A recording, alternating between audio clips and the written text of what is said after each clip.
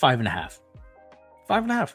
That's the odds win-loss total. Vegas odds for the Denver Broncos total wins. 5.5. It's 5.5, folks. I don't know if you guys are watching the Olympics right now, but every time there's like a big swimming event or a big swimming, meet or event, I guess is the word. I don't really know what it is. Or if you watched the opening ceremonies, they were showing like I forget if they were Australian or British or whatever, and they were like, "Oh, mate, I hate the Americans, stupid Star Spangled Banner," and you had Michael Phelps just watching these videos, and he's like, "Yeah, I'd watch that every day if I was, competing in these Olympics. If I was a freaking Broncos member, whether it's G or management level stuff or player stuff, I would read that every day. I would have that as my lock screen. That the football odds, the Vegas odds, they have you winning 5.5 football games this upcoming season, folks. That's crazy to me. It's absolutely crazy to me. Bo Nix is a gamer, and Bo Nix is going to compete. But before we get any further into tonight's video, if you guys enjoy it, be sure to hit that like button, hit that sub button for daily NFL content. We try and make as many Broncos videos as humanly possible, but if this video gets to 100 likes, we'll continue to ramp them up, maybe at a quicker pace. But thank you guys so much for tuning in tonight. Now, it's currently late on Monday here. I'm going out of town for a couple of days, so I apologize if this video is a little out of date in a day or two, but today, apparently Jarrett Stidham, Bo Nix, and Zach Wilson cumulatively had the best day yet. And I believe Bo Nix has been getting first team reps 5 out of the last 7 practices. There is not a shade. There is not a sliver of doubt in my mind that Bo Nix will be the week 1 regular season starter for the Denver Broncos. You guys play preseason football less than a week away. I don't care if Bo Nix shits the bed. He's going to be the week 1 starter because he is your franchise quarterback. Now, I will just say, having Jarrett Stidham in my back pocket as the backup QB, that is good to me. But anyways, the Denver Broncos are just kind of, I don't even know if it feels like disrespect. I don't know if people are sleeping on them. It kind of feels actually like everyone's just oblivious to the state of the Denver Broncos right here. And I think it just has to do with the fact of Russell Wilson's departure with Sean Payton.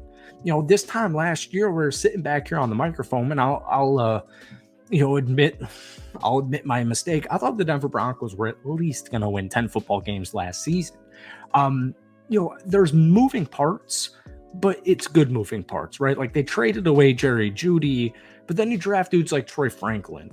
And Denver went 8-9 last season.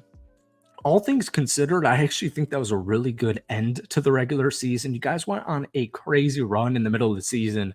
But I was reading a Athletic article, and they were doing preseason power rankings of all 32 teams in the NFL. The Denver Broncos came in at 31. 32 was the Carolina Panthers. So, yeah, according to whoever wrote that article on The Athletic, not necessarily throwing shade at him, I just don't think he's fully aware of what's going on. Let's go through this excerpt real quick before we get into camp notes and just Broncos talk. Sean Payton's career post-Drew Brees hasn't gone much better than Belichick's did after Brady left New England. Payton is 17-17 in 2 seasons without Brees, 1 in New Orleans and 1 last year in Denver. Payton thinks he's found the answer in rookie quarterback Bo Nix, whom the Broncos took with the 12th pick in the NFL draft in the first round. Not many people agree with him. Nix was widely considered a second-round prospect who padded his college numbers in a quarterback-friendly offense at Oregon. In fact, Denver's entire quarterback room, Nix, Jarrett Stidham, and Zach Wilson, makes it seem like Payton just wants to prove how good he is as a quarterback's coach. I don't know who the Saints competition, I don't know who the Saints rival would be. Probably Atlanta, Tampa, or Carolina. I assume whoever wrote that article is a fan of one of those 3 teams. That makes absolutely no sense to me. Payton wants to prove how good of a quarterback's coach he is. Folks, Sean Payton's one of the best offensive minds of my life. Now, I'm only 25 years old, but Sean Payton's one of the best offensive minds of my life. And he's about to demonstrate it this upcoming season. And I saw this quote here from PJ Locke, and this was the excerpt. When PJ Locke first lined up against Broncos rookie quarterback Bo Nix during team drills in the offseason, he figured he'd have a chance to cheat. he quickly had to recalibrate. Here was his quote: "Man, what I noticed from Bo is that he's a good look off guy. He's really good at looking off coverage. Even during OTAs, I was like, man, I just cannot get a read off him. Most of the time, rookie quarterbacks, their first read, they're going to throw at it. He'll look you off real quick." It's stuff like this, and I got a quote here from Jaleel McLaughlin on Bo Nix, who said he finds him very mature as a player, has actually been teaching him a lot so far in camp, specifically with his route running. Bo Nix has these intangibles that you just can't put together in statistics. And even if you do want to put it together with statistics, you'll have people write articles like that saying it's a quarterback friendly offense and he's stat padding. It kind of feels like Russell Westbrook slander right there. Um, the or I should say formally, the division he was in. I hate that the Pac-12 no longer exists. There are good defensive teams, but just in general, I mean, college football's very high scoring.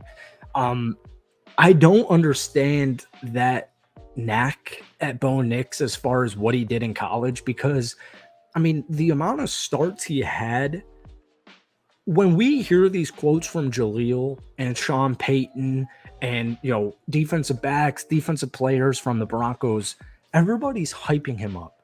Everybody is really impressed by stuff you cannot put in a metric, stuff you can't analytically statistic. And I think it goes without saying, but every football player on the Denver Broncos, every coach of the Denver Broncos, they see things in Bo Nix that get them excited. And every Broncos fan I have ever seen in the last couple of months is unbelievably excited about Bo Nix's future and just the fact that Bo Nix is the starting or the future quarterback for the Denver Broncos. But I just think when you hear, all these guys just talk about intangible stuff like this, it might not be right away. Like the Denver Broncos might start off the season 1-3, but no one's going to be panicking. I do think, and let me know down below, by the way, give me a win-loss prediction. Give me how many wins are the Denver Broncos getting this upcoming season. I would say at minimum, it's going to be 7.